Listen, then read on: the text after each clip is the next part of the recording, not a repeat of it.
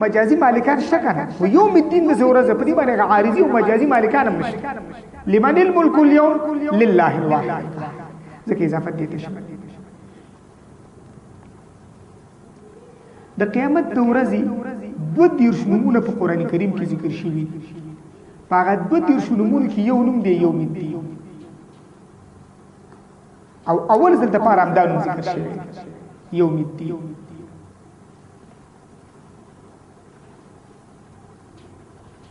په قران کریم کې د قیامت د ورځې څو نومونه دي دوه دیرش قاعده مې درته مخکې ویله کثرة الاسامي تدل على الهيبه وكما تدل الفاظ باندې كثرة الاسامي تدل على عظمه المسمى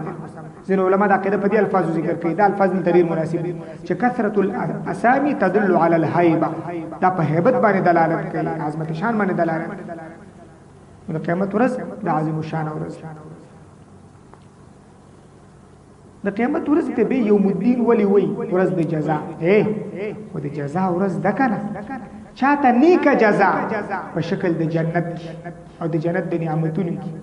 او چاته بد جزاء په شکل د جهنم کې او د جهنم د عذابونو کې او د نور عذابونو قیامت په میدان کې کوم عذابونه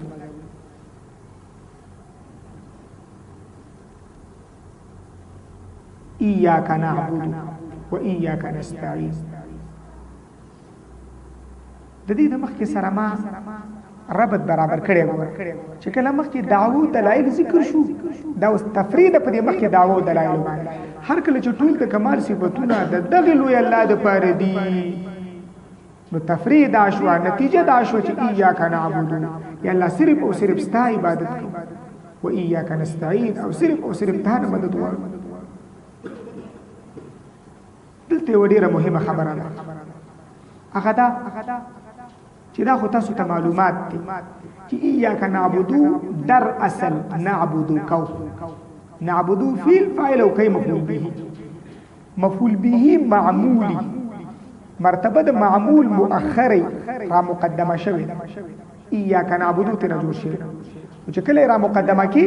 نو ضمیر متصل به ضمیر منفصل باندې بدلی کافی مبنی کی تسویلی ولا يسوغ المنفصل الا لتعذر المتصل ضمیر منفصل الا راو لیکي چې کله ضمیر متصل متعذر ورن عبدو کو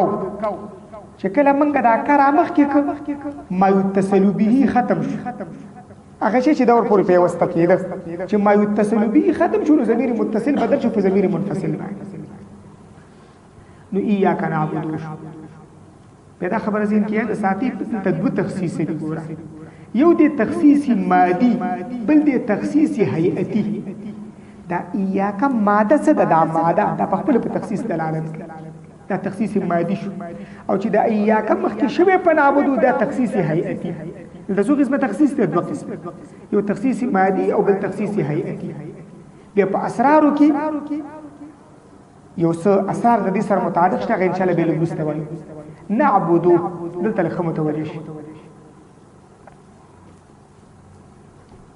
نعبدو دا خبره ذهن کې یاد ساتي یو فایده درته وایم یو څو مليټه به ونی سي خو به حدا فایده ناکا خبره ده یو څو مليټه نيسي تاسو ورته متوجه شئ چې څه خوانته والي ان شاء الله نعبدو مشتقی دي هر مشتقی مشتمل په مبدا باندې او قاعده دا ده چې خفا او وضوح د مشتقات دا بنای په خفا او وضوح د مبادی باندې چې موږ تاسو عبادت پیژنو نعبدو په خپل به پیژنو ضربه په کله پیژنو یا ضاربون او مضروبون چې ضربونو پیژنو چونکه خفا او وضوح د مشتقات دا بنای په خفا او وضوح د مبادی باندې چې عبادت پیژنو نعبدو به په خپل پیژنو نو د عبادت تشریح عبادت په لغت کې څه ته وایي یو خبره عبادت دا په اصطلاح د شرع کې څه ته وایي او په دې عبادت کې تقسیم څه یعنی معنا لغوي معنا اصطلاحي او تقسیم درې خبرې دي معنا لغوي معنا اصطلاحي او تقسیم کافی کې بدا تاسو ویلي یو تعریف د شی او یو تقسیم په شی کې په تعریف سره شی معلوم شي ذهنن او په تقسیم سره شی معلوم شي خارجا. به دا تعریف دو قسمه، یو تعریف لغوي او بل تعریف اصطلاحي. دیو جنل ته عبادت کې موږ درې خبرې کوو، تعریف لغوي، تعریف اصطلاحي او تقسیم. چې ذهنن معلوم شو خارجا معلوم. دیو جن کافی والا اول تعریف د کلمې کړي، لفظ وضع لمعنى مفرد، په پسې تقسیم کړي وهي اسم وفعل. تر دې پورې چې کلمه ته معلوم شي هم ذهنن هم خارجا، نو ته عبادت خبرو. تعریف لغوي، تعریف اصطلاحي او دغه وروسته به تقسیم. یاد ساتئ عبادت د دې په لغت کې 5 معناګانې دي. د عبادت په لغت کې 5 معناګانې. اوله معنا مملوکیت. آیات پاک کې راځي د سورۃ المؤمنون وسلوختم نمبر آیات کې وقومهما لنا عابدون ای مملوکون. فرعون ویلو وقومهما وقوم د موسی او د هارون علیهم السلام چې لنا عابدون معنا لنا مملوکون، زمون مملوک دي. د عبادت اول لغوي معنا مملوکیت په دې آیات کې راځي. به معنا د ذلت. ان عبدت بني اسرائيل د سورۃ شعراء 2 نمبر آیات کې راځي. عبدت بني اسرائيل څه معنا؟ ته ذلیل کړیو بني اسرائيل. ارزه کې وګور خپل مناسبه معنا کې دوی معنا ذلت شو. ان عبدت بني اسرائيل سورۃ شعراء 2 نمبر آیات. درېمه معنا د اطاعت سورۃ یاسین کې چې راځي الله تعبدوا الشیطان الم اعهد الیکم. الله پاک په قیامت پر ورځ فرمایي ما تاسو ته ویلی نو امر به نو کړي الله تعبدوا الشیطان چې تاسو به اطاعت نه کوئ د شیطان. سورۃ یاسین په دې آیات کې چې الله تعبدوا الشیطان عبادت د اطاعت په معنا سره. سلورم معنا نفرت.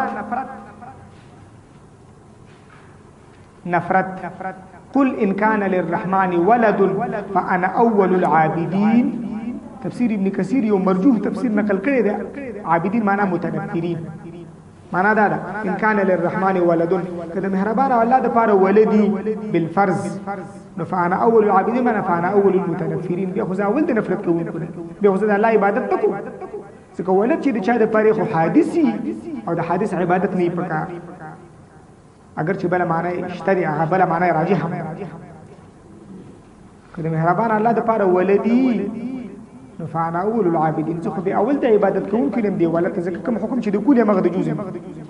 للجزء حکم الكل. لکه عیسی علیه السلام عبادت په دین سوارا کول ویل چې دا ولد الله. بهر صورت بنا په مرجوح تفسیر باندې په دې آیات کې فانا اول العابدين عابدین متنفرین په معنا سره. 5 معنا دا ټول لغوي معنا کې حبس. لکه عرب وای ما عبدک یا ما حبسک. ته کوم شي ایثار کړي و چې نا وخت درس ترالی. ما عبدک څه معنا؟ ما حبسک د حبس په معنا سره. تعریف لغوي وشو. تعریف اصطلاحي لغوي تکوم ان شاء الله. دا تقسیم پر مخ کې کوم ځکه دا عبدیت ابتداء 2 قسمه باندې دي. یو ته وی عبدیت تکوینی، بل دی عبدیت تشریعي. عبدیت څو قسمه دي؟ 2 قسمه، تکوینی او تشریعي. عبدیت تکوینی معنا دا ده چې موږ الله پاک پیدا کړیو عباد یعنی محتاج. دي ته عبدیت تکوینی وایي. لکه آیات پاک کې راځي د سورۃ مریم ان کل من فی السماوات والارض الا آتي الرحمن عبدا. نشته دی ټول هغه څوک چې په اسمانونو په ځمکه کې دي مګر راتون کې دي مهربان الله عبدا. دا ګورغه عبدیت تکوینی دي معنا محتاج. عبدیت تکوینی عبارت دی احتیاج. بل دی عبدیت تشریعی لکه مثلا وعباد الرحمن الذين يمشون على الارض. راځي عباد الرحمن هغه عبدیت تشریعی دي چې د الله پاک احکام ته غاړه یې خي، پاغي باندې ځان پوي کړی، پاغي باندې عمل کوي، غاړه ورته.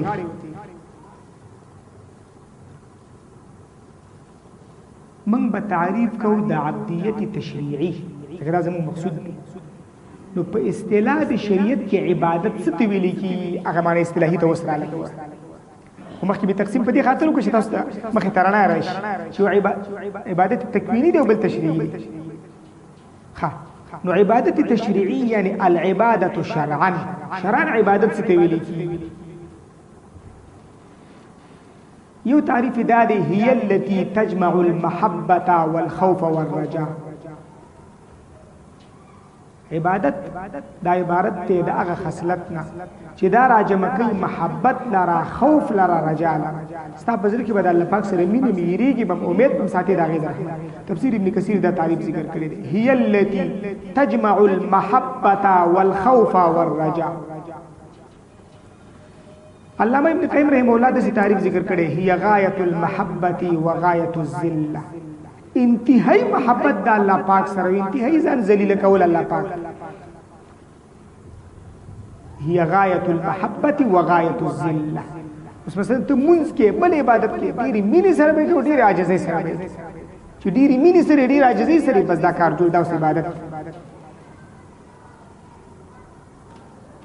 والاحسن ما قال بعض المحققين ځین محققین علماء دریم تعریف کړي وهي اسم جامع لكل ما يحبه الله ويرضاه هي اسم جامع عبادت یونم دي چې دا راجمع کون کې دي لكل ما يحبه الله ويرضاه هر غسل چې الله پاک دا غسر مینه کې الله پاک راضي کی زما په ټول کې دا تعریف دی هي اسم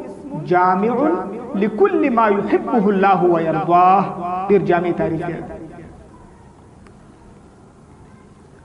یو سلورم تعریف مخکې ما اصول کی تاسو ته کړو اصول العباده عباره عن الاعتقاد والشعور بان للمعبود سلطه غيبيه يقدر بها على النفع والضرر فكل دعاء وثناء وتعظيم ينشأ من هذا الاعتقاد فهي العباده دا تعریف نه درته اصول کی کړو او مجموعه سلور تعریفونه شو د عبادت چون کې زمنګ مقصود د عبادت شرعي دی ښه عبادت تکوینی زمنګ مقصود نه دی دلته عبادت شرعي یا کنه عبادت سمانه یا الله صرف او صرف تعالی عبادت کو دا عبادت شرعي مراد دا خبره زین کې یاد ساتئ عبادت شرعي د دې دوه مرتبه اوله مرتبه علمیه ده او بل مرتبه عملیه ده یعنی شرعا عبادت دو قسمه دي یو دی عبادت علمیه بل دی عبادت عملیه دا موږ تاسو چې دا علم حاصلو دا عبادت ته کنه دي کوم عبادت دي عبادت علمیه موږ تاسو چې مونږ کو ذکر کو تلاوت کو هغه عبادت ته کوم عبادت ته عبادت عملیه آسان تعبیر کړه عبادت څو قسمه شرعا دو قسمه یو عبادت علمیه دي او بل عبادت عملیه دي عبادت علمیه دا به دو قسمه دي دا ګور ډیر اهم تحقیق دی د سرو زرو په وبو باندې لیکلو قابل دی متوجي اوسېږي ورته شرعا عبادت دو قسمه او عبادت علمیه او عبادت عملیه رازو عبادت علمیه عبادت علمیه دو قسمه دي یو دی علم بالله بل دی علم بدین الله کوم شو علم بالله چې الله پاک پیژني او بل دی علم بدین الله چې الله دینو پیژني علم بالله د دې په پنځه مراتب علم بذات الله یو وصفاته دوا وافعاله دري واسمائه سلور وتنزيهه عن كل ما لا يليق بشانه پنځه علم بالله دې د پنځه مرتبه دي العلم بذات الله وصفاته وافعاله واسمائه وتنزيهه عن كل ما لا يليق بشانه هر چې علم بدین الله دغه ته وسره شو علم بدین الله دا به دوه قسمه دي یو دی علمي تشریعي یعنی علم د احکام شرعیه او منذ روزه زکات حج وغيرها او بل دی علمي جزائي یعنی ترغیبات او ترهیبات او ترهیبات چې په دې نیکو اعمالو دا د اجرونو ثوابونه دي په دې ګناهونو باندې دا سزاګانې دي نو علم بدین الله دو قسم شو یو د علم التشریعي معنا علم د احکام شرعیه لکه منذ جزاء حج وغيرها او بل د علمي جزائي یعنی ترغیبات او ترهیبات اوس براشو هغه عبادت عملیه عبادت عملیه سوره الواقعه کې د دې دوه مرتبه ذکر شوي یو ته لیکي مرتبه المقتصدین اصحاب اليمين الته ذکر کی واصحاب اليمين ما اصحاب اليمين درمیانه خلق درمیانه مؤمنان او بل دي السابقين المقربين والسابقون السابقون اولئك المقربون ځکه ځینې درمیانه دي او ځینې څنګه دي ډېر اعلی دي سورۃ الواقعه کې دواړه ذکر شوي دي ایاک نعبد و ایاک نستعین دلته لږ متوجه شي ایاک نعبد مخکې شو و ایاک نستعین باندې ځکه چې دا اول سبب دی د ثاني لپاره ته چې د الله عبادت شروع کی دغه عبادت به رب تعالی ته په وسیله کې پیش کا نو رب تعالی به تاسو سره مدد ایاک نعبد دا اول سبب جوړیږي د ثاني لپاره سبب مقدم په مسبب باندې ته چې دی الله د لپاره عبادت وکړو دغه عبادت به په وسیله کې پیش کا الله پاک ته نو الله پاک به تاسو سره وکړي مدد به در سره وکړي استعانت کی یو مهمه خبره ذهن کې یاد ساتئ هغه دا استعانت دو قسمه دي یو دی ما فوق الاسباب بل دی ما تحت الاسباب د اسبابونه بالاتر غایبانه چغه چې خلکو یا الله مدد یا الله مدد دا ګور خاص ته د الله پاک وي چام چې استعانت ما فوق الاسباب د غیر الله نه دا ګور مشرکیږي سره ها یو استعانت ته ما تحت الاسباب د اسباب په درجه کې لکه دا کلم دی را کله لیکل په کومه د اسباب په درجه کې خبره خېل دې کنه یو جوړ جامې دی راکه چې وای غوندم شي دا خلک دی بل سره چې کومه کوله کې خو ما تحت الاسباب دا پروا نه کوي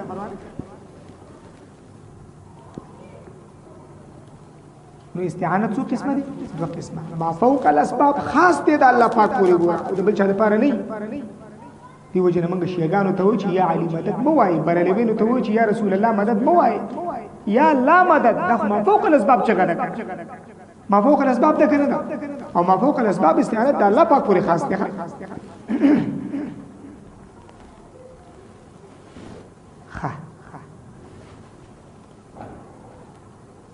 دلته دا خبره ذهن کې یاد ساتئ د شپږم نمبر آیات کې دا دی اهدنا الصراط المستقیم اهدنا او خایا من الصراط المستقیم لار نه دا خبره ذهن کې یاد ساتئ د دې هدایت لغوي معنا د راه نمودن اصطلاحي معنا کې اهل سنت والجماعت یو طرف ته دي او معتزله بل طرف ته دي شری تهذیب او نور الانوار کې دا تسویلی بحث د هدایت چې اهل سنت والجماعت وایي چې هدایت عبارت ته د الدلاله علی ما یوصل به الى المطلوب او معتزله وایي الدلاله الموصله الى المطلوب وش ان شاء الله یعنی د اهل سنت والجماعت په معنا کې ایصال الى المطلوب شرط نه دی په هدایت او د معتزله په معنا کې ایصال الى المطلوب څنګه دی شرط د دې هدایت به مراتب معنا لغوي معنا اصطلاحي خو مزده کړه نور مې حواله درکړې نور تفصيلات دلته دي میر زاهد په دې ناشنا تحقیق کړی دی هدایت کې سم ورخوب شوی دی د جانبین دلایل دی او محاکمه پکې بهر صورت د هدایت څو مراتب ادنا مرتبه د هدایت هغه ته انابت ویل کی د دین اوچته مرتبه چې د استقامت ته داغي نو اوچته مرتبه ربط القلب د هدایت ادنا مرتبه سره انابت چې پتا کې عاجزي وي خاکساری وي حق د غاړې خودلی دا ادنا مرتبه چې دا د ترسب شي به چې لخواریو کې استقامت چې په دې باندې بیا کلک بل اخره به ربط القلب ترسي وربطنا على قلوبهم چراغله اصول تفسیر کې دا ربط القلب خبره وکړه کړو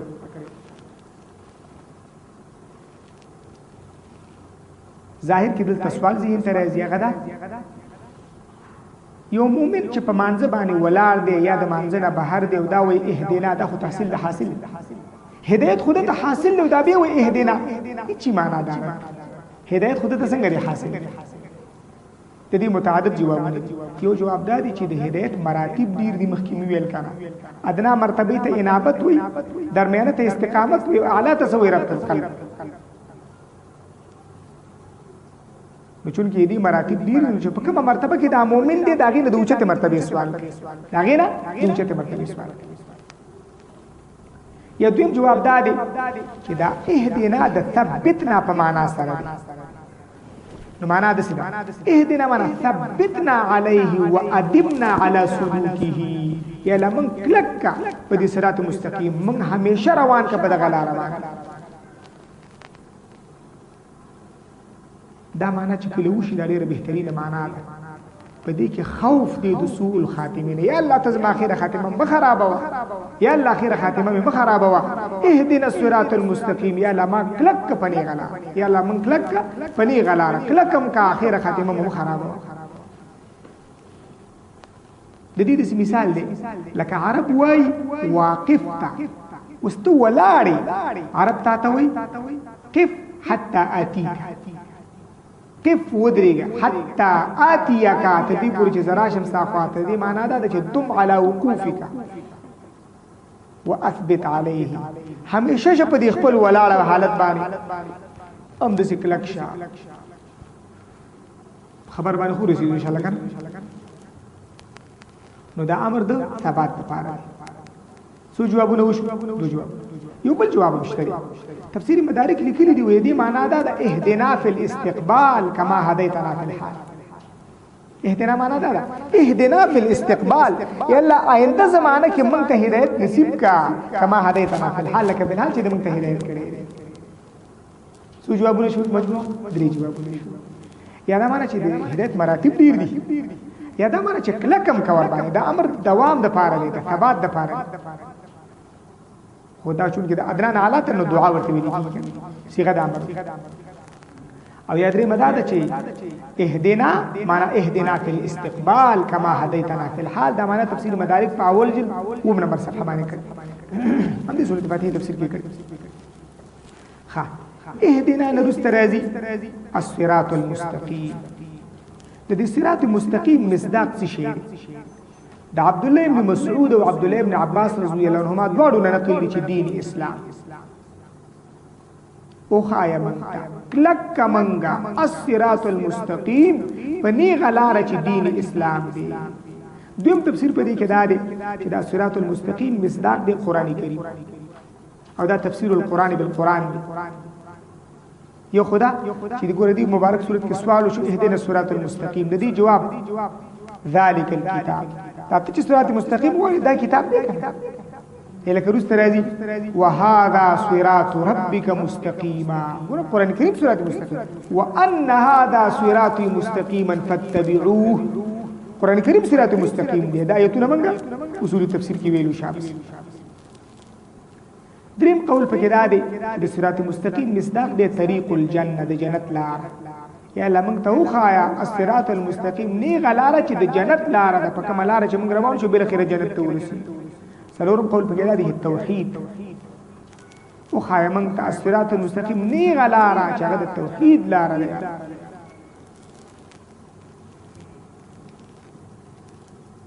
بهتر ادا ده چې د صراط مستقیم مصداق قرآن کریم شي ځکه دا تفسیر القرآن بالقرآن دلته صراط مستقیم راغی او سورۃ انعام او سورۃ اعراف کې الله پاک صفه صفه فرمایي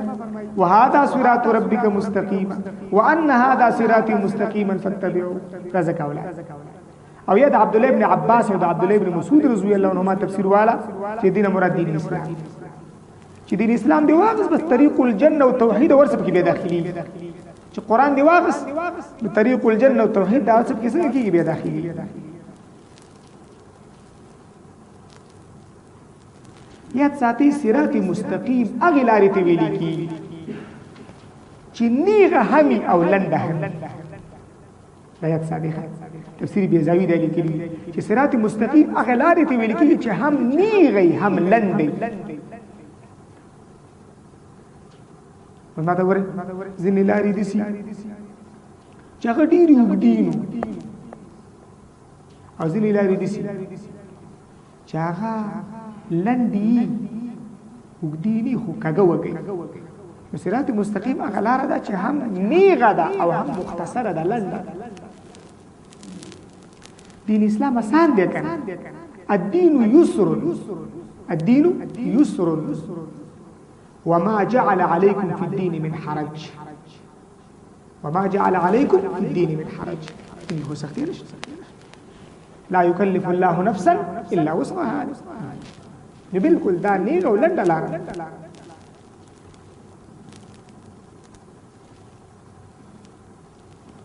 دا خبره ذهن کې یاد ساتئ. په صراط الذين انعمت عليهم تلوغ مسترازم مخکې وفادارانه پاتې شو ابو سویا. مخکې وفاده داوا اول یو خبر از دک د قران او د سنت د میز نه علماء یو قاعده راستل، یو خبرې راستل، الايمان بين الخوف والرجاء. ایمان دا د یری او د امید په مابین کې، د یری او د امید په مابین کې. چې کله ذکر شو چې الحمدلله دې سره ذکر یې پیدا شو رب العالمین، دې سره رجا پیدا شو. الايمان بين الخوف والرجاء. الله أغلو ذات المستجمع لجميع صفات الكمال المنزه عن النقصان والزوال. دې سره ذکر خوف پیدا شو، رب العالمین دې رجا پیدا شو. الايمان بين الخوف والرجاء. په بل اعتبار سره اعتبار لګ بدلو، په بل اعتبار سره دی رب العالمین کې به خوف پروت دی، الرحمن الرحیم کې رجا پراته. څنګه رب العالمین کې خوف پروت دی؟ الله پاک ګور رب العالمین دی، پالون کې د مخلوقات دی، ماوته وړ راغټ کړی. رب چاته ویل کېږي من يرب شيء درجه فدرجه. تفسیر بیزاوی دا معنا کړی هغه ذات چې تربیت دی وشي کوي په کلاره کلاره. ګوره الله پاک رب العالمین دی ویریږه ورکاغه د تربیت پری خود هلاک او تباہ شي، کاغه د تربیت پری خود هلاک او تباہ شي او خوف پیدا شو. دبل اعتبار مې راوغسه او الرحمن الرحیم سره بیرته چې پیدا شو رجا پیدا شو. به الايمان بين الخوف والرجاء. مالک یوم الدین په دې کې خوف دی. وګوره څه فکر ورته وکړه. ابتداء لله نوا ایکم خوف او انتها په مالک یوم الدین په دې کې خوف. په منځ کې پکې رجا ده. منځ کې څه ده؟ رجا ده. رب العالمین کې دوه احتمال وکړي، بنا په یو احتمال رجا، بنا په بل احتمال باندې شي خوف. او الرحمن الرحیم کو خالص رجا ده. خالص څه ده؟ رجا ده. رجا الرحمن هم رجا ده، الرحیم هم رجا ده. رب العالمین کې دوه احتمال، الله او اخر کې مالک یوم الدین په دې کې خوف. ابتداء د خوف نه انتها د خوف باندې په دې کې نقطه. امام غزالی رحمه الله احیاء علوم الدین کې لیکلی دي وی بشک چې الايمان بين الخوف والرجاء خو بهتر ده چې خوف غالبي پر رجا باندې. د دې د وجه چې بهتر ده چې خوف غالبي پر رجا. ابتداء د صفت نه ده، د دې مبارک نوم نه دی چې خوف ته اشاره ده، اتهام په دې مبارک صفت باندې چې خوف ته اشاره ده. اگر چې ځینې علما دې کې تفصیل کوي، دا خبره زین کیا د ساتي. احیاء علوم الدین کې امام غزالی رحمه الله دا خبره ذکر کړي. ځینې علما په دې کې تفصیل کوي، وایي په ځوانۍ کې د ځوان د پاره پکار دي چې خوف غالبي پر رجا. که خوف غالب نشي کنه وایي ځواني خو یو نشه ده، سینه چې همیشه د کوو بلا او الله غفور رحیم د شیطان درته دوکا کوي. نو په ځوانۍ کې به خوف غالب ساتي چې ګناه نه بنشي، او چې کله بوډا شي بیا رجا غالب ساتي. نکه بیا خاصه د ګناہوں نه وتلې چې دوی شي لکه خوف په غالب اوس د ګناه نه بنشي، خاصه کار دی خراب د ګور په غاړه باندې بیا رجا غالب کا. په ځوانۍ کې چې خوف غالب بهتره ده، او په بوډاوالي کې چې رجا غالب نه څنګه ده بهتره ده. خدای یو فایده خرازو اخیری آیات تا اهدنا الصراط المستقیم الذين رست دا راځي صراط الذين انعمت عليهم. دلته ما ترجمه ده څه کړې و، یعنی لار د هغه کسانو چې تا انعامات کړی په هغوی باندې. یعنی به ذکر ویل چې دا صراط الذين بدل دی د صراط المستقیم څخه. د بدل په ترجمه کې یعنی راځي چې ترسو بدل غلط نه وي. دا قاعده ذهن کې یاد ساتئ. د بدل په ترجمه کې یعنی راځي چې ترسو بدل غلط نه وي. دا صراط الذين دا بدل کل دی د صراط المستقیم څخه. د بدل په ترجمه کې یعنی راځي.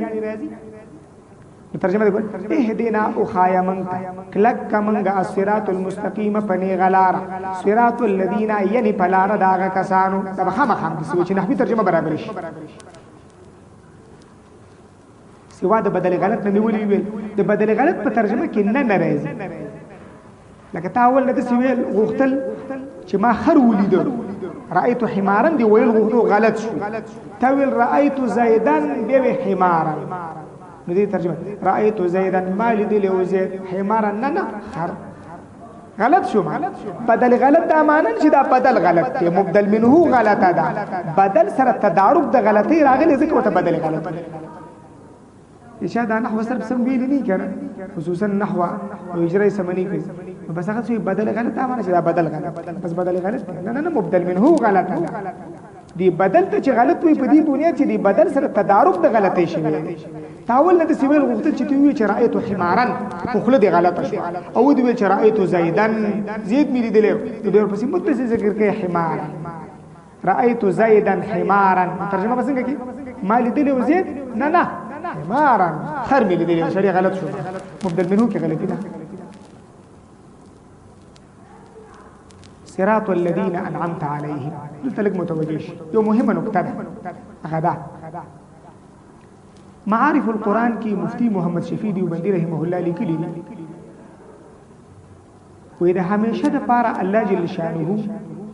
د انسانانو د پیرانو د رشد او د هدایت د پاره دوه سلسلې جاری فرمایلي یو سلسله د کتاب الله او بل سلسله د رجال الله کتاب الله معلوم شو د الصراط المستقیم نه ځکه په ټولو کې راجح تفسیر دا چې صراط مستقیم مراد قران کریم ځکه دا تفسیر القرآن بالقرآن وکړه نو کتاب الله خو شو بل رجال الله داري صراط الذين انعمت عليهم کتاب الله او رجال الله پاک لکه څنګه چې د خپل طرف نه کتابونه را لېږلي نو د خپل طرف نه مبینین د کتابونو هم را لېږلي چې څنګه کتابونه را لېږلي دي نو مبینین د کتابونو را لېږلي ځکه خو نبی پاک علیه السلام تعالی پاک فرمایي لتبين للناس ما نزل اليه تب بیان خلق هغه کتاب چې دوی ته نازل شوی په ماته ګور صراط الذين انعمت عليهم دلتا چې رجال الله ذکر نو رجال الله ذکر شوی دي نه په طریقه د ذکر کول د اسماء ذاتیه او د هغوی په طریقه د صفت باندې ذکر شو الذين انعمت عليهم الذين انعمت دا د پاره د افادی د تعمید اوس الذين انعمت عليهم سوق دي سوره النساء کی تفصیل له من النبیین والصدیقین والشهداء والصالحین نبیین صدیقین شهداء او صالحین دوی دي کنه البته ان شاء الله به دې تحقیق وکړو چې نبیین صدیقین شهدا صالحین دي کې فرق څنګه دی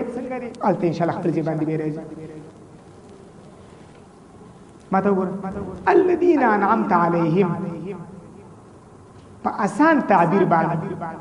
دا د الله پاک هغه بندگان دي چې د دین ضروري علم لري سره د عمل د دین ضروري علم لري سره د عمل نو دا دي الذين انعمت عليهم اوس دا رسته چې راځي غیر المغضوب علیهم ولا الضالین بشک چې حدیث پاک کې دا راغلی دي چې المغضوب علیهم اليهود والضالین النصارى خدا بیان دی یو مصداق دی دې سره نه په معادن راځي دا المغضوب علیهم یو مصداق يهود دا ضالین یو مصداق نصارى المغضوب علیهم دا هغه خلق چې د دین علم سناسو ور سره خو د عمل جذبه پکې نه وګوره اشاره دی خبره طرف ته شو چې د چا سره د دین علم یو د عمل جذبه پکې نه وي الله پاک دی خلکو ته غوسه کیږي دا مغضوب علیهم او اضوالین نسوارا دا خلک چې د عمل جذبه پکې سنا سوا خو علمي کمزوري پکې و وګوره چا کې چې علمي کمزوري وي دا دوال وي دا گمراه وي لارته ورته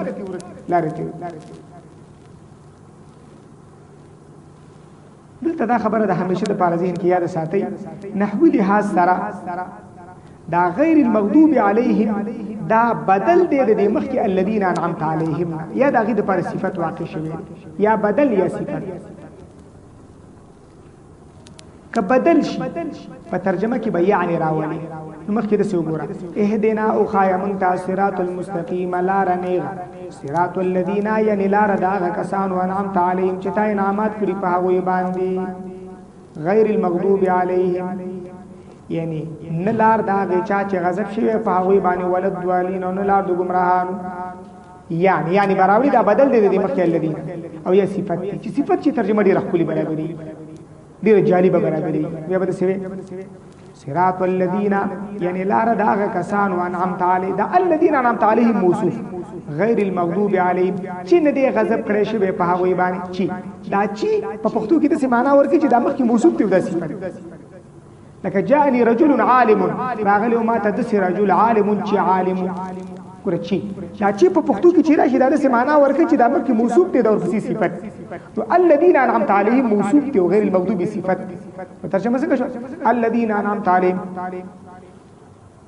یعنی او خایا مونږ ته صراط الذين یعنی لار داغه کسان انعمت عليهم چې تا انعامات کړی پاوي باندې غیر المغضوب عليهم چې نه دی غضب کړی شوی پاوي ولد والی نه دی گمراهان چې دا چې ترجمه وشو دا د صفت ترجمه په ټول کې به تر البته په دې باندې به سوال دا دی چې دا غیر المغضوب به څنګه صفت شي د الذين لپاره دا به څنګه صفت شي داګه لپاره هغه معرفت او دا نکره هغه ولې معرفت ځکه الذين انعمت عليهم اسم موصول اسماء موصوله د قبيله د معارف الذين حمر کې لیکلي معارف په حمر کې و دا نه ذکر کړیو په اسم موصول دي نو هغه ګوره معرفت او غیر المغضوب عليهم دا نکره او نکره ځکه د سید چې اضافت وي معرفي ته شي خو غیر متوغل په الابهام دا ډیر ورننوته دی په ابهام شرجامي کې تسویل غیر المنصرف ما فيه الا تان دغه شرجامي وګوري دا متوغل په الابهام دی دا په اضافت سره معرفي نه ګرځي داغه نه جواب دا چې شرجامي کې ته جواب هم شکا چې پوره خبره ده سره چې کله د غیرو اضافت یو د شي ته وشي چې داغه د پارزي دی واحد به دا غیرو په اضافت سره معرفي ګرځي لګال ته چې راځي د کافی په عبارت کې غیر المنصرف ما فيه علتان نو غیر المنصرف مضاف مبتدا او دا ما فيه علتان خبر دی لکه مبتدا معرفي په کار خو نه کړه لکه غیرو متوغل په الابهام وین د غیر اضافت منصرف ته شوی دی او د منصرف لپاره یو ضد دی چې لل منصرف د منصرف لپاره یو ضد دی چې شی دی لل منصرف بس خبره نو دا شان د غیر په چا داخل شو په المغضوب د المغضوب لپاره یو ضد دی چې لل مغضوب بس خبره نو خبره بوله پورز دکی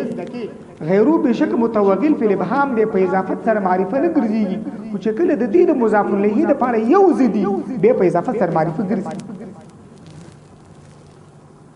بس خبره جوړه شو الحمدلله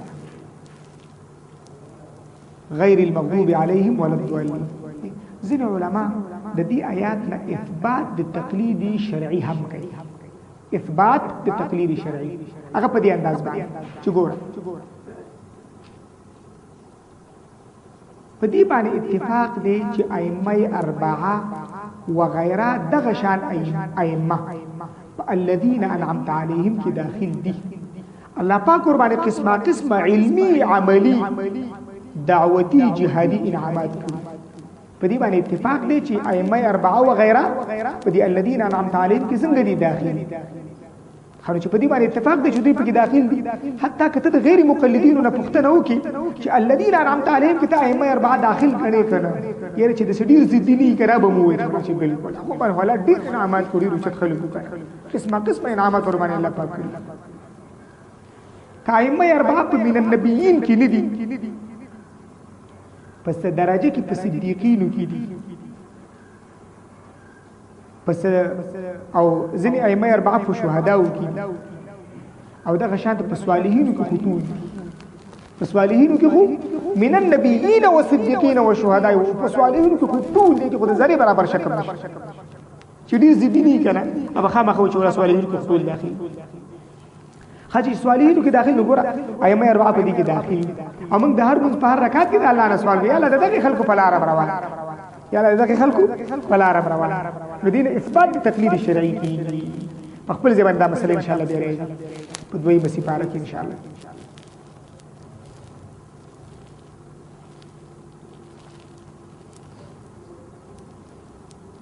اخر کې دا خبره ذهن کې یاد ساتئ چې ځینې مفسرین کرام دا فرمایي چې المغضوب علیهم مصداق سوچه کافران او د ادوالین مصداق منافقین د دې مصداق سوچه کافرانو د دې ادوالین مصداق منافقین ولنده دا چې په سورۃ الفاتحه کې درې ډلې منعم علیهم سوچه مؤمنان د دې تفصیل به وروسته سورۃ البقره کې وګورئ هدل للمتقین الذين يؤمنون بالغیب دویم دریم څلورم نمبر آیات پنځم نمبر آیات مو سره شامل المغضوب علیهم چې سوچ کافران شي د دې تفصیل لوسه سورۃ البقره کې ان الذين كفروا شپږم اوم نمبر آیات کې او ادوالین مراد چې منافقین شي نو من الناس من يقول مستقل رکوع د سورۃ البقره اتم نمبر آیات شروع د شلم نمبر آیات دا په کې تفصیل بهر سورۃ پټول کې خپل خبر هغه د خپل خبره چې مخکې ما اساس خدمت کې عارض چې الذين انعمت عليهم هغه دي چې علم لري د دین ضروري علم سره د عمل او المغضوب عليهم د دین سره علم ورسره خو د عمل کمزوري او ضالین د دې برعکس ها تو ولت ضالین روسه د قران کریم کې امین لیکل نه دي ځکه روایت کې دا راځي چې جرد القرآن تاسو تجرید د قران کریم کې قران کریم خالق دی د غیر القرآن نو چون کې اتفاق د امت په دې باندې چې امین د قران کریم برخه نه ده دیو جن لیکل شوی نه د امین ویل سنت چې کله سورۃ الفاتحه ته د مانځه د بهر وی امین بوي او چې په مانځه کې دنه امین بوي البته په زورا ک په کلا د یو مسله تفصیلی مسله د ډیرو وګدا زه تاسو ته یو ولنده او جالب خبر کوم په 2-3 منټو کې ان شاء الله شاید په دې طرز تاسو دا خبره نه اوریدلې کله تاسو ملګرو اوریدلې نو ترمذی کې ما ویلو نو ځکه به ملګرو اوریدلې ولنده خبره ده چې موږ دا وایو چې احادیث د دواړو په باره کې شته امین بالجهر باره کې روایتونه شته او امین بالسر باره کې روایتونه شته فلهذا احادیث مبارکه په دواړو کې شته دا په خپل ځای پریږدو دا په خپل زبان کې د احادیث مبارکو نه قبل کوم دلیل دی اتفاقی قران کریم موږ وایو چې موږ الحمدلله د قران کریم نه دا خبره ثابتولې شو چې خیر الامین الخفی د قیامت تر سبا زموږ د غیر مقلدین او غیرو ته چې د قران کریم نه ثابته کوي چې خیر الامین الامین بالجهل قران کریم نه دا حدیث کو زدوار کشته اب یو طرف هغه کې به تحقیق نه کوي هغه کې چې وسوره لږه کې به یو غنټه لګي اب یو طرف او لچو موږ د قران کریم نه دا خبره ثابته ولې چې خیر الامین الخفی مستنګ ثابته ته قران کریم وګور شکل اول جوړ شکل اول خو بدیهی الانتاج دی کنه حدیثت محمول په صغرا کې موضوع په کبرا کې نو دي سوه الامین دعاء وخير الدعاء الخفي حديث خارج كفخير الامين الخفي صغرا كما يوشوا الامين دعاء امين دعاء دا امام بخاري رحمه الله د بخاري شریف په اول جلد کې د امام عطا رحمه الله قول نقل کړی دی چې امين دعاء دا الامين دعاء د لغت چې څومره کتابونه ته معلوم دي هر د لغت کتاب ګوره امين دعاء ځکه د امين معنا دا ده استجب او استجب دعا ده کنه یا لازم دا دعا قبول کړه امین معنا اللهم استجب لنا یا لازم دا دعا قبول کړه چې دا امین معنا دا ده چې اللهم استجب لنا نو اللهم استجب لنا دعا ده کنه دا بالکل دعا ده خد قران کریم نه ثابت کړه چې امین دعا ده به بخوندو دا خو ما ویل چې امام بخاری رحمه الله د امام عطا رحمه الله قول نقل کړي د لغت کې څومره کتابونه ګوري ته قران کریم نه ثابت کړه چې امین دعا ده اوس ګور یو لسمه سپاره کې راځي موسی علیہ السلام دعا کوله تفسیر طبری لیکلی دي او هارون علیہ السلام په امین ویو او الله پاک فرمایي قد اجيبت دعوتكما بشک قبول کړی شو دعا تاسو د دواړو نو تفسیر طبری لیکلی دي نور مفسرین هم دا خبره لیکلي چې موسی علیہ السلام دعا کوله ربنا اطمس على اموالهم واشدد على قلوبهم فلا يؤمنوا حتى يروا العذاب او هارون علیہ السلام ور باندې امین ویو او الله پاک فرمایي قد اجيبت دعوتكما تاسو دواړو دعا قبول شو خبره ده چې امین دعا ده کنه او هارون علیه السلام امین وی ذکر راغلی چې دعوت کوم نو د قران کریم نه دا خبره ثابته شول چې الامین دعاء وشو کنه صغرا خو ثابته شو د قران کریم اوس کبرا ترای وخير الدعاء الخفي بهترین دعا غره چې په کلاره باندې دا د قران کریم نه ثابتيږي په طریقه د جمله خبریه هم په طریقه د جمله انشائیه هم په طریقه د جمله خبریه د زکریا علیه السلام باندې کې راځي زکریا علیه السلام اذ نادى ربه نداء خفيا आवाज یو خپل پروردگار ته معنا دعا یو کړل نداء خفيا आवाज په کلاره یعنی دعا په کلاره اذ نادى ربه نداء خفيا خير الدعاء الخفي تو قران کریم د دې آیات په شکل د جملې خبریه ثابت شو او په شکل د جملې انشائي ادعوا ربكم تضرعا وخفيا دعا وغواړئ د خپل رب په عاجزۍ سره په کلاره خانو چې صغرام د قران نه ثابت ده کبرام د قران نه ثابت ده نو کوم نتیجه چې دا نتیجه ضرور به ضرور نتیجه قرآنیه ده چې صغرام ثابت شي د قران او کبرام ثابت شي د قران نتیجه چی شي خو مستخرج ده د صغرا او د کبرا او صغرا او کبرا د قران نه ثابت ده فلهذا النتیجه قرآنیه ده چې خیر الامین الخفي بهترین امین هغه چې په کلام ما وی د قیامت تر سبا زموږ دوی ته چیلنج دی د قران کریم نه دي ثابت چې بهتر امین هغه چې حضور به هم خو د قران کریم نه ثابت کړ د قیامت تر سبا هم دوی نشي ثابت ولې لنډه خبره ده بس انتیا ده ثابت اما ته چې احادیث مبارکه ته نو وګورئ یو سات بحث دی پاره مشکات شریف کې د امین مسله ما ویلې تقریبا په باندې یو سات په لګیدل دی ترمذی کې مې ویلې و تقریبا صدري په وخت په لګیدل نو دی وجنه حدیث پرانا کې ویلي چې دا غلط خبره ده کیږي خوش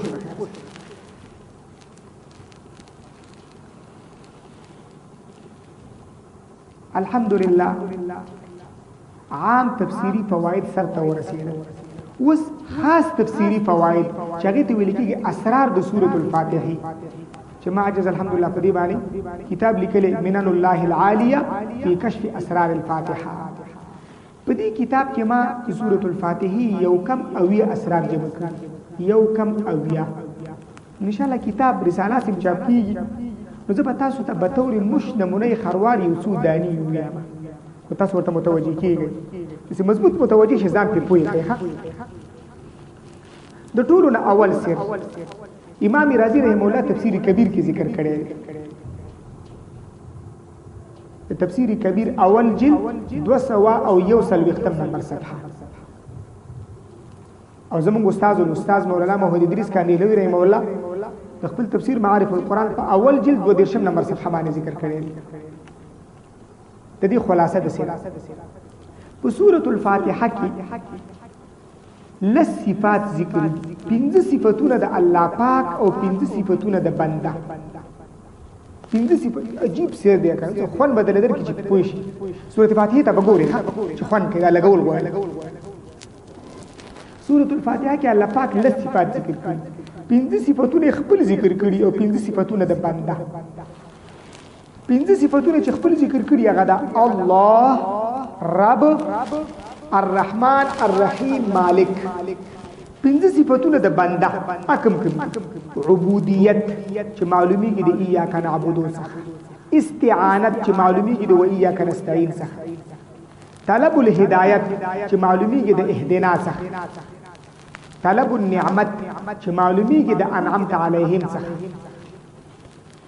طلب الاستقامت چې دا معلومیږي د المستقیم څخه او د غشان د غیر المغضوب علیهم ولا الضالین څخه ځکه پناهی طلب کول د غضب او د ضلال څخه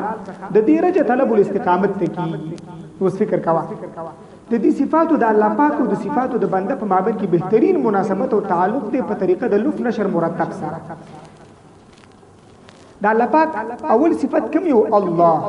ځکه الله کې د معبود معنا پرته ده کنه ځکه دې تم صفات الله اسم ذات دی او د معبود معنا پکې پرته ده نو دا الله پاک اول صفت وردا چې الله ځکه د معبود معنا پکې پرته ده او د بنده اول صفت کوم یو ایاک نعبد عبودیت دا اول سره د بنده اول صفت دا الله پاک دا اول صفت سره ولګوا ایاک نعبد لانک انت الله د بنده اول صفت د الله پاک د اول صفت سره ولګي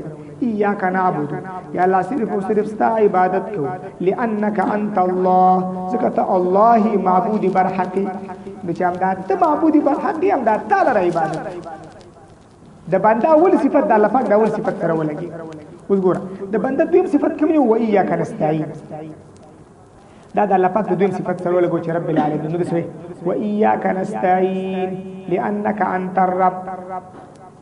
خاص تا نه موږ مدد غواړو ځکه چې ته زموږ رب د عالمین رب تا واړه راغټ کړي ډیر مددونه دي را سره کړي دي په لحاظ هم دا تا نه مدد غواړو وإياك نستعين لأنك أنت الرب خاص تا نه مدد غواړو ځکه ته زموږ رب تا موږ واړه راغټ کړي ډیر مددونه دي را سره کړي نو سم تا نه مدد غواړو وإياك نستعين هدا بنده دریم صفت هدایت طلب الهدایت نو د سبب اهدنا الصراط المستقيم اهدنا لانك انت الرحمن هدایت به حد لوی نعمت نو د به حد مهربان الله څخه دا طلب هدایت به حد لوی نعمت او الرحمن نو څنګه معنا کړي و به حد مهربان نو دا به حد لوی نعمت چې هدایت دا طلب کړه به حد مهربان ذات نو اهدنا لانك انت الرحمن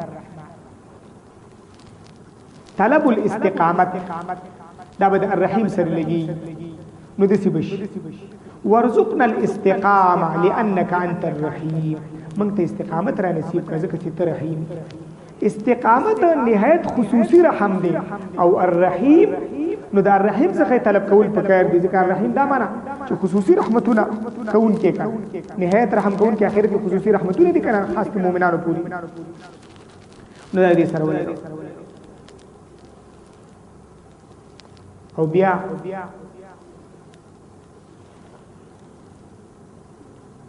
بل چی شو طلب النعمت کنه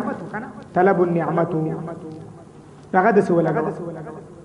وافض علينا سجال نعمك وكرمك لانك مالك يوم الدين یا لا راو ورو په من باندې بوقي د نعمتونو خپل او د کرم خپل ځکه چې ته مالک یوم الدین ضروری ده چې نعمتونه د نعمتونو د مالک څخه وغوښتل شي ځکه د بنده اخیری صفت طلب النعمت صراط الذين انعمت عليهم ورته اشاره ده د مالک یوم الدین سره ولګو یا الله موږ ته نعمتونه راکا ځکه چې ته مالک یوم الدین او نعمتونه بغواړي د مالک د نعمتونه به چا نه غواړي د مالک د نعمتونه غواړي که فکر وسره وکړي کنه ډیر خلګيږي ګوره اياك نعبد لانك انت الله واياك نستعين لانك انت الرب اهدنا لانك انت الرحمن او ورزقنا الاستقامه المستقيم معلومي لانك انت الرحيم او وافد علينا سجال نعمك وكرمك نعمتنا را تراك لانك مالك يوم الدين ځکه نعمتونه به نعمتونه د مالک نه غواړي وشره حواله به ذل بهم تفسير كبير اول جلد 271 صفحه او معرفت القران د کاندیلوی رحم الله اول جلد 2 نمبر صفحه دویم سر الله دې چې دې سر پوښي وسته او فن ته اخستي دویم سر دادي دې دویم سر ته څخه متوجي شي به چې کله منځ کوي کنه به منځ له خوان درکړي ان شاء الله کله چې بنده په مقام د مناجات کې ودرېدلو او د ذل جلال والاکرام الله جل شانه صفات کمال بیانول شروع کړل چې الله دې رب العالمین دې الرحمن الرحیم مالک یوم الدین در رب تعالی صفات کمال بیانول شروع کړل د هر صفت کمال په ویلو سره په ځړ کې محبت سوا کېدل تر دې چې مالک یوم الدین ته خبر را ورسېده مالک یوم الدین ته خبر را ورسېده نو محبت داسې حد ته ورسېدلو چې د سیر ال الله شوق را پیدا شو چې پس دغه الله دیدن پکار دی دیدار پکار دی چې الله دی رب العالمین دی الرحمن الرحیم مالک یوم الدین د سیر ال الله شوق پیدا شو نو د سفر اراده مصممه کړل دلته د آخرت سفر مراد چې په نتیجه کې جنت ته ورسیږي او بل اخره د رب لا یزال په دیدار باندې مشرف نو د ځان سره توخه د عبادت په واره اياک نعبد چې په سفر باندې چې په دنیا کې د یو ځای نه بل ځای ته سفر کې نو څه شي نه پکاري یو توخه د ځان سره وړي بل د سورلی بندوبست کې بل پنی غلار باندې بل د نیکانو ملګرو اهتمام کې بل د راحزونو نه یریږي چې ته بدن ملګری راځه پلار کې ملاو نشي او به مشو کوي دا پنځه خبرې اوس ګورو سورۃ الفاتحه کې ذکر شوی ابتدا کې چې ته ودرېدلې الحمدلله رب العالمین دا هر یو صفت په ویلو سره پزړه کې شوق پیدا کېږي مالک یوم الدین چې خبره اوسه نو بس د سفر اراده دې مسبب کړ نو ته چې دا داخل وګ سفر باندې رواني ګو جنت ته ځان رسي نو په سفر کې څو خبرې پکار دي پیله خبره اوله خبره څه د عبادت تو خبره ځان سره واري ایاک نعبد د عبادت تو خبر در سره وای زندگی آمد برای بندی دویم د استعانت خداوندی په سورلې باندې بسور شي و ایاک نستعين الله نه مدد غواړي چې د الله مدد نه غواړي عبادت نشي کولای دریم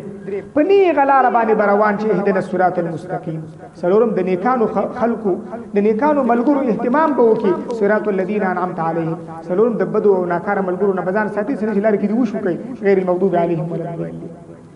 پوښي په خبره باندې د جمعې یو بیان تاسو په دې باندې کولی په دنیا کې چې موږ تاسو دی یو ځای نه بل ځای ته سفر کوو د څو خبرو اهتمام کوو توخا زادرا سورلی د هر زمانه به مناسب سورلی او نی غلارا ته څنګه چې وس ز روان تور خم ته مو رواني کوم بس یوسم رواني کوم ور بل لري او بل نیکان ملګری او بل د بد ملګرو ځان ساتل دا ټول په سورۃ الفاتحه کې شته تفسیر عزیزی اول جلد التسلوختم نمبر صفحه باندې دا سر ذکر شوی یو بل سر هغه دا چې په دې سورۃ الفاتحه کې الله جل شانه تخپل حقيقي او رښتینی بندگانو پنځو صفاتو ته اشاره کوي پنځو صفاتو اول صفت دا دی ان يكون العبد شاکرا لله چې د بنده زړه د شکر نه ډک الحمدلله کې ورته اشاره ده ځکه چې حدیث پاک کې راځي الحمدلله کلمۃ الشکر دویم صفت دا دی ان يكون العبد ذاکرا لله ایاک نعبد کې ورته اشاره ځکه هر عبادت د ذکر په زمره کې داخل دریم دا ده ان يكون العبد خاشعا ومتضرعا الى الله چې بنده عاجزي کوونکی الله پاک ته وایي یا نستعين کې ورته اشاره او سلورم ان يكون العبد عالما بالحق عاملا به چې بنده حق علم حاصل کوي په هغه باندې مضبوط عمل کوي اهدنا الصراط المستقيم هدايت الصراط المستقيم د دې خبرې نوم دی چې با عمل علم او پنځمه دا ده ان يكون العبد خائفا من سوء الخاتمه چې بنده یې چې تاخير خاتمه می خراب نشي غیر المغضوب عليهم ولا الضالين کوته اشاره بل سرو اياک نعبد و ایاک نستعين د دې سره متعلق یو څه ایاک نعبد کی مهنت ته اشاره ده او ایاک نستعين کی عاجزی ته اشاره ده ځکه عبادت کی مهنت سره کا ایاک نعبد کی ولی مهنت ته اشاره ده ځکه عبادت کی مهنت سره او ایاک نستعين کی عاجزی ته اشاره ده ماته د مهنت د مثال دی لکه ایاک نستعين کی عاجزی او دعا ته اشاره ده عاجزی او دعا ته اشاره ده د مهنت مثال دسی لکه د سایکل ورسته ټیر او د عاجزی او د دعا مثال دسی لکه د سایکل مخکې ټیر چې د سایکل یا د موټر سایکل مخکې ټیر می ورسته ټیر می نو به په منزل مقصود ته ځان رسول شي چې یو بل نه به په منزل مقصود ته ځان نشي رسول یا کنابودو کی مهنت ته اشاره ده خواري بګه او یا کنستین کی دعا ته اشاره ځنه طالبان دسی یو عالم ته او دعا را تکو خواري شروع کړه یا کنابودو اول خواري ده ورسته ویا کنستین کی عاجزی او دعا ده اهدنا الصراط المستقيم هو مستقيل دعا دغه شانته بل سردا ده چې یا کنابودو کی اخلاص ته اشاره ده او یا کنستین کی عاجزی ته اشاره ده یا کنابودو کی اخلاص ته اشاره ده ښکارا خبره ده یا که صرف او صرف ستا عبادت کو اخلاص او یا کنستین کی عاجزی ته اشاره ده عبدالرحمن بابا خپل یو شیر کې ته اشاره کړې ده فرمایي وی عاجزی او اخلاص هل ته پکاري رب د کبر او ریا خریدار دی عاجزی دی یا کنستین معلومه اخلاص دی یا کنعبدون معلومه عاجزی او اخلاص هل ته پکاري دنیا کې پکاري خصوصا اخرت رب د کبر او ریا خریدار نه دی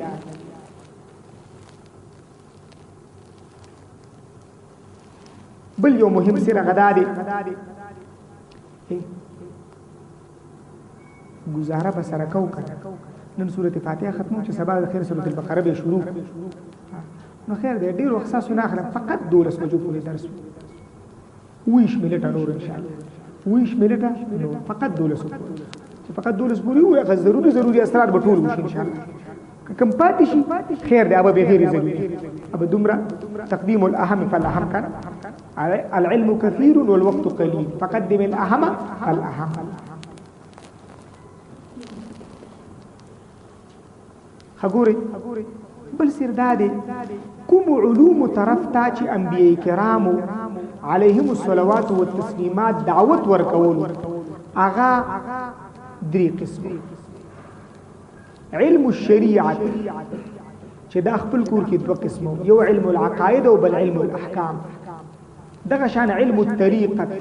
چې دا په خپل کور کې درې مراتب لري توحید فی العبادت توحید فی الاستعانت او استقامت د دې طرف نه کله دې بل دې سیلات پکار خګوري انبیاء کرامو علیهم الصلوات والتسلیمات چې کوم علوم طرف ته دعوت ورکولو ابتداء دو قسم یو علم الشریعت او بل علم الطریقه ابتداء دو قسم یو قسم پکې بلم دغه ته علم الحقیقت نو مجموعه سو اقسام دي دري علم الشريعه علم الطريقه او علم الحقيقه دسي علم الشريعه دو قسم یو علم العقائد بل علم الاحکام علم الطريقه خپل کور کې درې قسمه توحید فی العبادت توحید فی الاستعانت او بل استقامت دی یو الله عبادت پکې دی یو الله نه مدد وړي په دې باندې بکلکی او بل دی علم الحقیقت علم الحقیقت چې شی دی د دې مخ کې ذکر شو مراحل او مقامات د توې کولو نه بعد درجه ده د مکاشفات او د تجلیات چې پسره باندې د الهامات د ورېزو څخه بارانونه کیږي او به علوم او معارف اسرار او لطائف بنده ته منکشف کی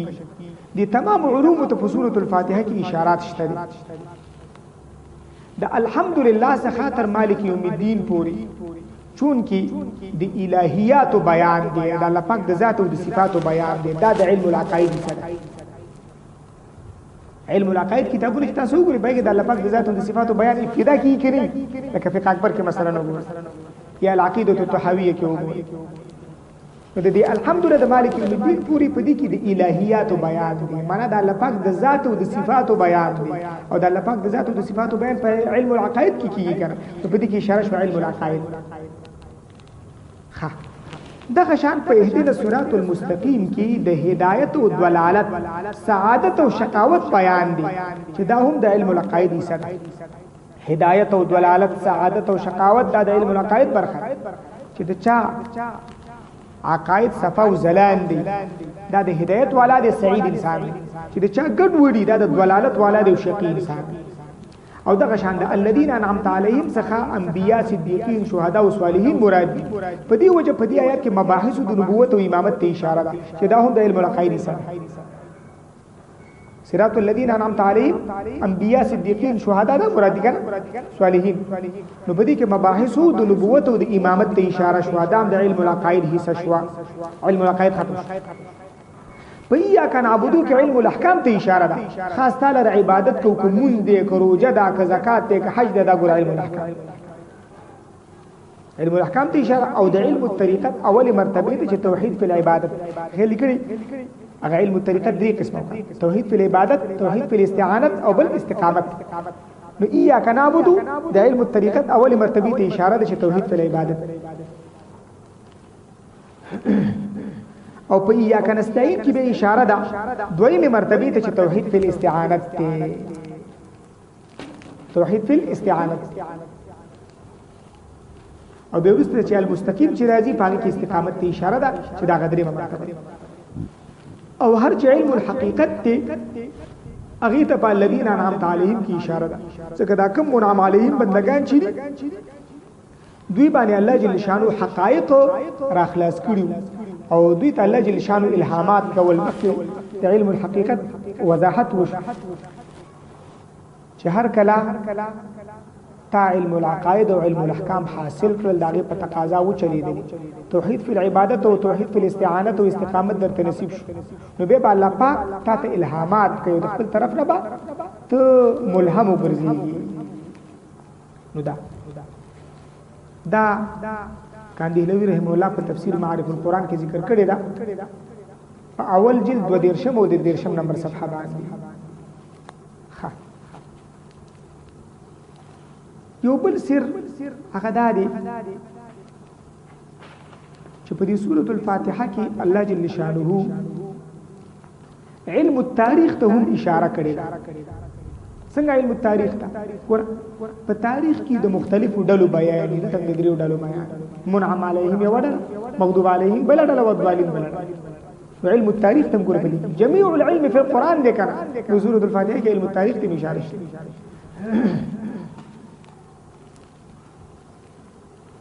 استاد په معارف ادریسی اول جلد ولسم نمبر صفحه باندې یو بل حکمت ذکر کړي دی یو بل سرم ذکر کړي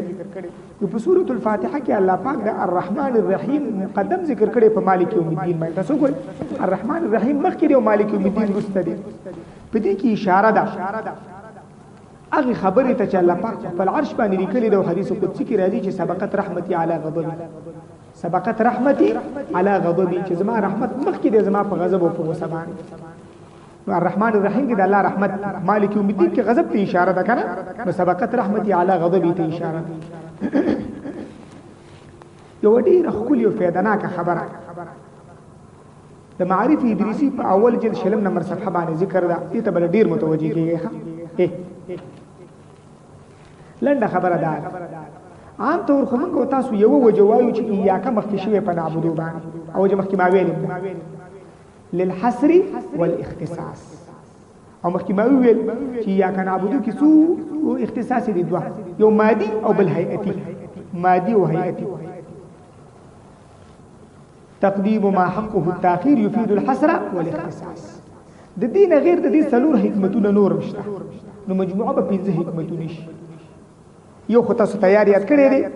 چې تقدیم ما حقه التاخير يفيد الحصر والاختصاص اياک نعبد صرف او صرف ستاسو عبادت کو نور حکمتونه ذهن کې راول یو حکمت دا دی دې طرف ته اشاره ده چې د عابد نظر په خپل عبادت باندې نه دی په کار چې ما خو ډیر عبادت بلکې په معبود باندې نظر اچول پکار دي چې زما معبود وزمانه څنګه راځي تاسو فکر وکړئ ایاکا خطاب چاته معبود ته ورسته به نعبدو د دې بنده عبادت ذکر شوی اشاره دي خبره تر چې د عابد اول نظر په خپل معبود باندې پکار چې زما معبود وزمانه څنګه راځي ورسته به په عبادت نظر اچول چې عبادت په سي طریقه باندې ته مخوګه نقطه ایاکا مخکې شوی په نعبدو اشاره دی خبره طرف ته چې د عابد اول نظر په خپل معبود باندې پکار دی چې زما معبود په زمانه څنګه راځي شي به نظر په عبادت باندې پکار دی چې د عبادت په صحیح طریقه وکړي کنه درېمه نقطه ایاکه مخکې شوی په نعبدو امدا به ایاکه مخکې شوی په نستعين ای کې امدا وایي دی خبره طرف ته اشاره ده چې مقصود او مطلوب د عبادت څخه فقط او فقط د خپل معبود رضا او خوشنودي ګرځول پکار مقصود او مطلوب معبود دی کنه او مقصود مخکې ذکر کول پکې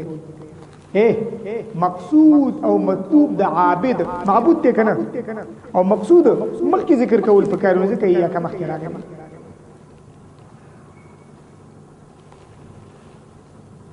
سلورم حکمت تقدیم دا د تعظیم د الله پاک لپاره تعظیم دا تقدیم تعظیمی هم دی ایاکه خطاب چاته دی الله جل شانه ته الله پاک دغه تعظیم پکار دی تعظیم په دې کې چې دا مخ کې او عبادت څنګه شروع شي تعظیم سلورم تناسق چې عبارت ټول په یو ترتیب باندې شي ځکه ما چې مخکې ویل چې سورۃ الفاتحه د هر آیات په اخر کې یا میم دی یا نون دی او ما قبل ته نه یاد اوس کوم مثلا څه ویل شوی نعبدک ونستعینک نو کا اخر کې راته تناسق خراب نه کړه نو مجموعه سو حکمتونه شو 15 یو مشهور او سلور غیر مشهور مجموعه 15 حکمتونه شو یا څه کړه اول حکمت تاسو ته معلوم تقدیم ما حقه التاخير يفيد الحصر والاختصاص دویم دی خبرې طرف ته اشاره چې د عابد اول نظر په خپل معبود باندې پکار دی ایاکا مست به نظر په عبادت تعبد چې د عبادت صحیح طریقه باندې او درې منوکته ده دی خبرې طرف ته اشاره ده چې مقصود او مطلوب د عابد معبود ته مقصود مخکې ذکر کول مقصود او مطلوب د عابد څه معبود نو مقصود مخکې ذکر او بل دا تقدیم تعظیمی دی یا که خطاب الله پاک ته دغه تعظیم پکار دی تقدیم تعظیم او بل للتناسق تناسق څه معنی چې د عبارت ټول ترتیب یعنی چې عبارت ټول په یو ترتیب باندې ټول په اوس نعبدک نستعینک غوړ تناسق خراب شو کنه څنګه تناسق وضاحت مخکې ما وکړه چې د سورۃ الفاتحه د هر آیت په اخر کې یا میم دی یا نون دی او ما قبل ته یا ساکنه ده ترتیب به خرابې ده یو بل ډیر خوږه نقطه ده هغه ده چې الله پاک نعبدو صيغه د جمع ذکر کړی دا اعبدو نه دراوړي مثلا زه یوازې مونږ کوم چې یوازې مونږ کوم خو ایاک اعبدو پکار نو دا صيغه د جمع راغلي په دې کې نقطه صدا الله پاک کلام دی په بشمار اسرار او رازونو او حکمتونو باندې مشتمل دي رازونو ته تاسو وګورئ چې خون پکې دي عجیب کاندیلوی مولا لیکلی دي یو په دې کې التزام جماعت ته اشاره ده التزام الجماعت نعبدو د جمع صيغه ده التزام الجماعت ته اشاره ده چې ګوره د جماعت د مسلمانانو اهتمام وکړي ځکه د دې په خلاف کې د گمراهۍ سخت خطر ده من شذ فی النار دې چې پاکي راځي سوچ د مسلمانانو د جماعت ته یو طرف ته شو الله پاک به ورته ورغورځي لا یجتمع امتی علی الضلاله خل دې کړه زما امت په گمراهۍ باندې نه جمع کیږي نو په دې کې په دې صيغه د جمع کې چې نعبدو د التزام الجماعت ته اشاره ده اتبعوا السواد الاعظم دیکھا نن سبا سواد اعظم مقلدین دي او په مقلدینو کې به د امام ابو حنیفه رحمه الله مقلدین ځکه په سلو کې 15% په سلو کې 15% بل نعبدو صيغه د جمع راغلي دې طرف ته هم اشاره ده چې بندګۍ کول والا شخص دی په خپل بندګۍ باندې ناز نه کوي چې بس هم دازه لګي چې عبادت کومه بلکې دا خبره د ذهن کې راولي چې بشمار بندگان د الله پاک دی غټه ډله هغه کې یو عجز زمين نعبد فلا صدا شو نعبدو صيغه د جمع دي خبره طرف ته اشاره ده چې بندګۍ کول والا شخص دی په خپل بندګۍ باندې ناز نه کوي چې صرف اندازې بچي عبادت کوم چې عبادو ډېر غټه ډله د مسلمانانو د مؤمنانو یو عاجز پکې زمين دریم حکمت چې نعبدو صيغه د جمع راغلي صفت تفاسیر والا ذکر کړي پاول جلد شلم نمبر صفحه بار هغه وی وذلك للاعتراف بقصور العبد په دې کې اشاره د اعتراف ته بنده اعتراف کوي په خپل قصور باندې ګویا کې بنده د سوي چې انا یا ربي زه ای زما پروردگار العبد الحقير الذليل ستا یو سپک او ذلیل بنده لا يليق بي لایق نه دي زما سره ان اقف هذا الموقف في مناجاتك بمفردي چې زه په دغه ځای کې واځي ودرېږم او اعبدو بل انضم الى سلك المؤمنين الموحدين يلا زان يوزيكم جماعت مؤمنان موحدين سرا فتقبل دعائي في زمرتهم فنحن جميعا نعبدك ونستعين بك لن نقول سيدا ده دي نعبدوك اشاره دي خبره طرف يعني اعتراف ته قصور عبدي باندې لن نغا اشاره ده اعتراف ته قصور عبدي باندې چې بنده دا و چې الله زبي خد دي لایق نیم چې صاحب در کې ودرېګم او عبادو زان یوزیکم د مسلمانانو د جماعت سره دا وی په جماعت کې تاسو هم حیا راځي را هم سره له حیا راځي جماعت سره ځان یوزیکم دا په جماعت کې ویم چې بس نعبدو نستعين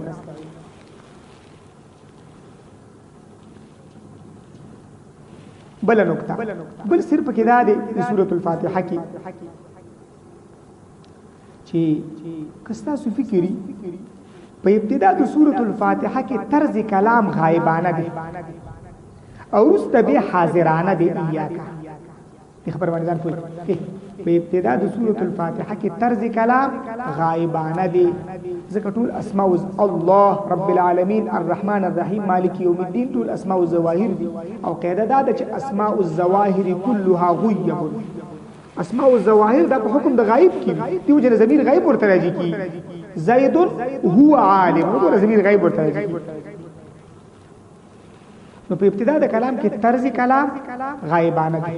ځکه اسماء او ظواهر كلها غیب او په یا کنا عبدو و یا کنا استعين کې په زید غایبانه حاضرانه طرز کلام اختیار شوی دی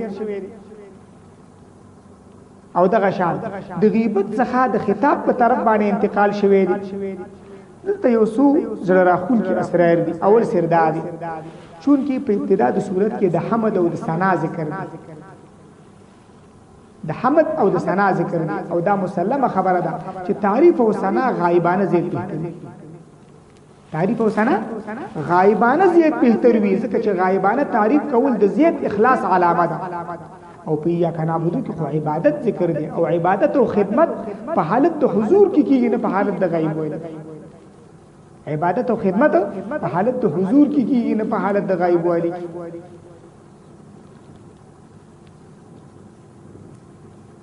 همدارنګه منګزار چې کله من شروع په شروع د منځ کې دا پشان د اجنبي وراغه ودرید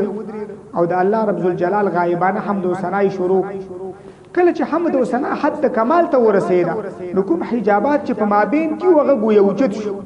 او بعد په قرب باندې بدل شو اجنبیت په یگانت باندې بدل شو یعنی پردیواله په خپلوالی باندې بدل شو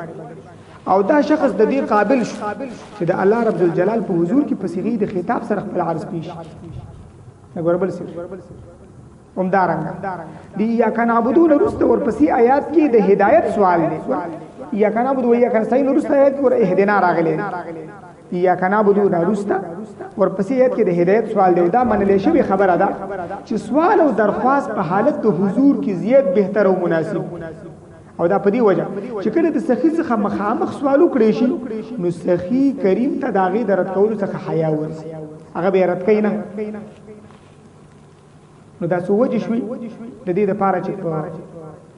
ابتدا د کلام کې طرز غایبانه او وروسته څنګه شو حاضرانه شو یو سر کم از کم یاد ابتدا کې حمد او ثنا او تعریف غایبانه دي ورسته یا کنا عبادت عبادت کې عبادت او خدمت په حالت د حضور کېږي عبادت او خدمت په حالت د چا کېږي د حضور او یا قبل سي ام ډیر آسان دي چې ابتدا کې خو حمد او ثنا او حمد او ثنا دا غایبانه بهتري خو خبره ده یا کنا عبادت زکه دا راغلي خطاب راغلي چې رسته اهدنا را روان دي سوال دي او سوال دا په حالت د حضور کې زیات بهتر او مناسب سخی ته چې حاضر شي کنه نو به حیا علم تاتې شي دا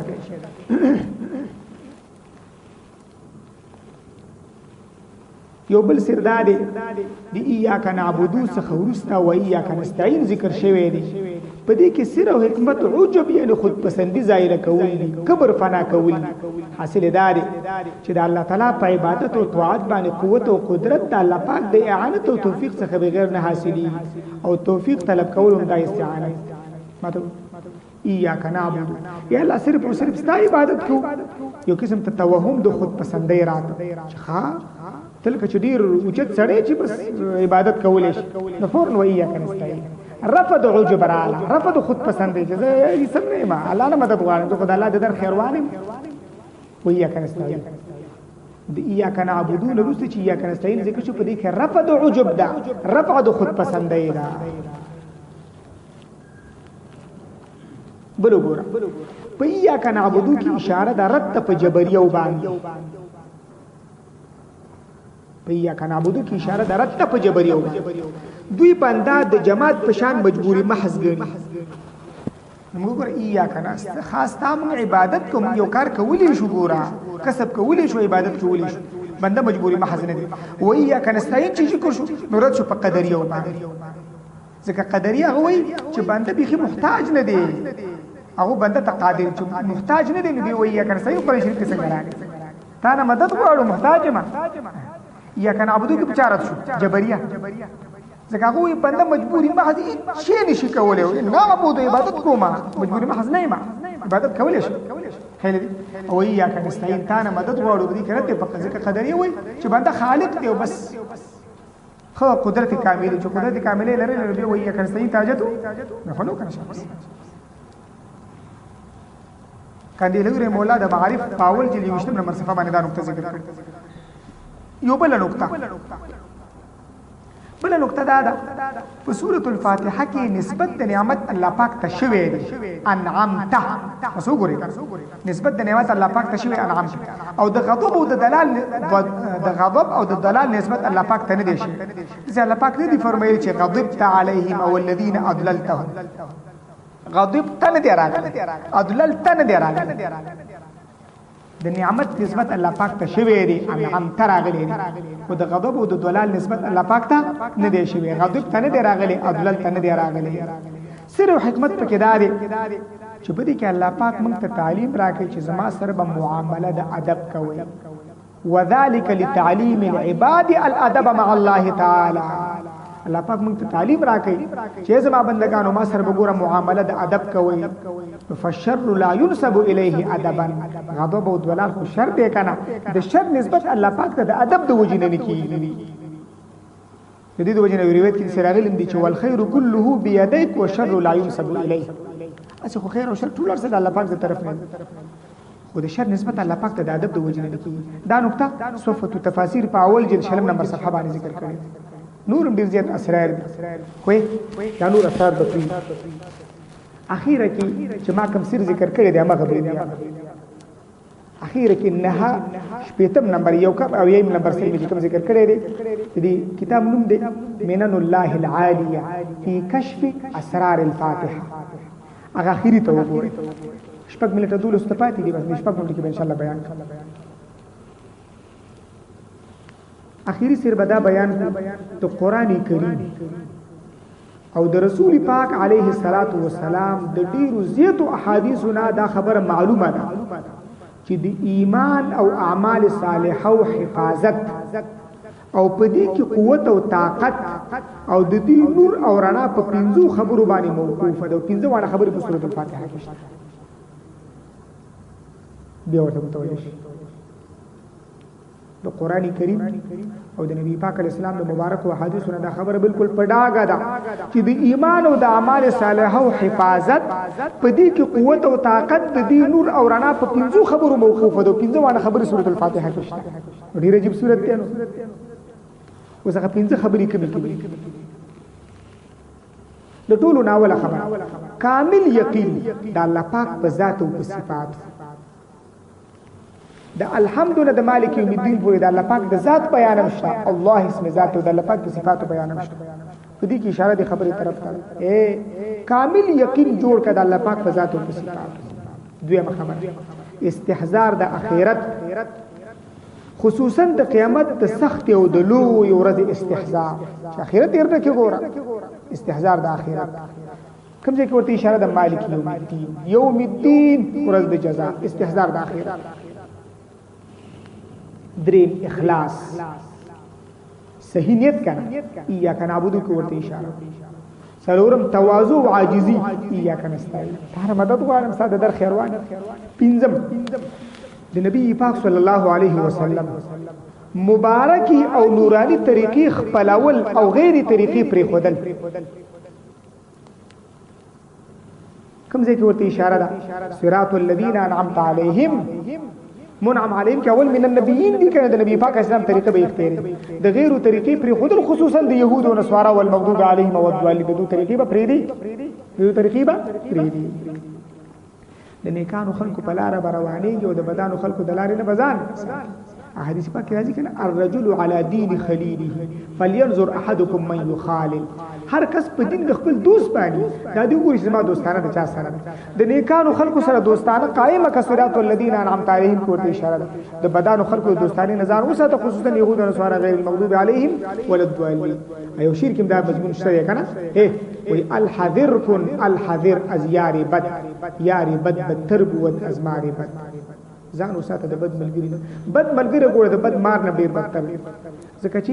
ماری بد تنها حبیب بر جان زنت یاری بد بر جان و بر ایمان زنت په دې خبرو به اکتفا وکړو سبب ان شاء الله عزیز به سورۃ البقره شروع کو واخر دعوانا ان الحمد لله رب العالمین